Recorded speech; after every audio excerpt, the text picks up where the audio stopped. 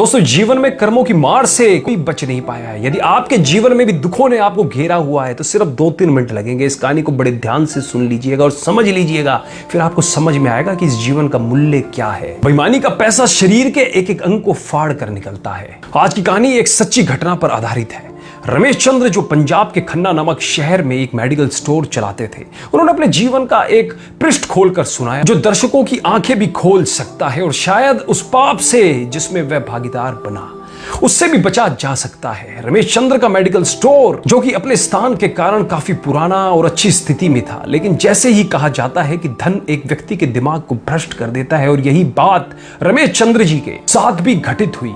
रमेश जी बताते हैं कि मेरा मेडिकल स्टोर बहुत अच्छी तरह से चलता था और मेरी आर्थिक स्थिति भी बहुत अच्छी थी। अपनी कमाई से मैंने जमीन और कुछ प्लॉट खरीदे और अपनी मेडिकल स्टोर के साथ एक क्लिनिकल लेबोरेटरी भी खोल ली। लेकिन मैं यहाँ झूठ नहीं बोलूंगा, मैं एक बहुत ही लालची किस्म का आदमी था, क्योंकि मेडिकल फील्ड में दोगुनी नहीं बल्कि कई गुना कमाई होती है। शायद ज्यादातर लोग इस बारे में नहीं जानते होंगे कि मेडिकल प्रोफेशन में 10 रुपए में आने वाली दवा आराम से 70-80 रुपए में बिक जाती है। लेकिन अगर कोई मुझसे कभी 2 रुपए भी कम करने को कहता तो मैं ग्राहक को मना कर देता। खैर, मैं हर किसी के बारे में बात नहीं कर रहा हूं, सिर्फ अपनी बात कर रहा हूं। और यहां इस कहानी में भी हम किसी और को दोष नहीं दे रहे हैं, बस एक कहानी के माध्यम से आपको समझाना चाह रहे हैं। वर्ष 2008 में गर्मी के दिनों में एक बूढ़ा व्यक्ति मेरे स्टोर में आया। उसने मुझे डॉक्टर की पर्ची दी, मैंने दवा पढ़ी और उसे निकाल लिया। उस दवा का बिल 560 रुपए बन गया। बूढ़े ने उसने अपनी सारी जेब खाली कर दी, लेकिन उसके पास कुल 180 रुपए थे।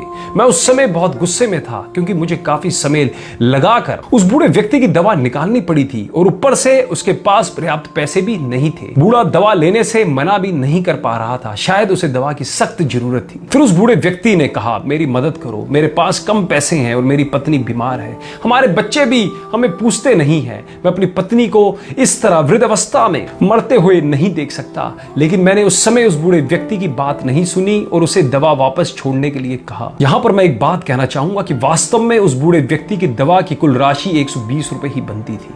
अगर मैंने उससे 150 रुपए भी लिए होते तो भी मुझे 30 रुपए का मुनाफा ही होता। लेकिन मेरे लालच ने उस बूढ़े लाचार व्यक्ति को भी नहीं छोड़ा। फिर मेरी दुकान पर खड़े एक दूसरे ग्राहक ने अपनी जेब से पैसे निकाले और उस बूढ़े आदमी के लिए दवा खरीदी, लेकिन इसका भी मुझ पर कोई असर नहीं हुआ। मैंने पैसे लिए और बूढ़े को दवाई दे दी। समय बीतता गया और वर्ष 2009 आ गया। मेरे इकलौते बेटे का ब्रेन ट्यूमर हो गया।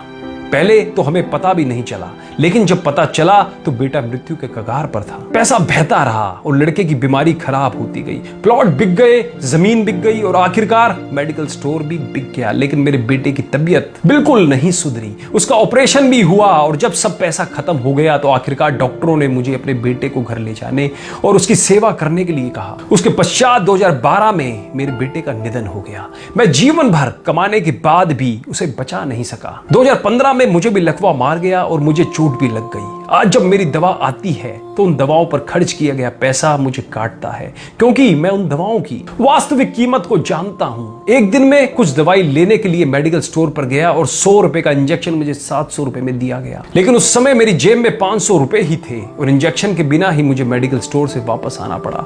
उस समय मुझे उस बूढ़े व्यक्ति की बहुत याद आई और मैं घर चला गया। मैं लोगों से कहना चाहता हूं कि ठीक है कि हम सभी कमाने के लिए बैठे हैं, क्योंकि हर किसी के पास एक पेट है, लेकिन वैध तरीके से कमाएं, ईमानदारी से कमाएं। गरीब लाचारों को लूट कर कमाई करना अच्छी बात नहीं है, क्योंकि नर्क और स्वर्ग केवल इस धरती पर ही है, कहीं और नहीं है। और आज मैं नरक भुगत रहा हूं। पैसा हमेशा मदद नहीं करता, हमेशा ईश्वर के भय से चलो, उसका नियम अटल है, क्योंकि कई बार एक छोटा सा लालच भी हमें बहुत बड़े दुख में धकेल सकता है। जीवन शतरंज के खेल की तरह है और यह खेल आप ईश्वर के साथ खेल रहे हैं। आपकी हर चाल के बाद अगली चाल ईश्वर चलता है। तो एक बार सदैव चिंतन करें, जैसी करनी वैसा ही भरनी, जैसी करनी वैसा फल, आज नहीं तो निश्चित कल।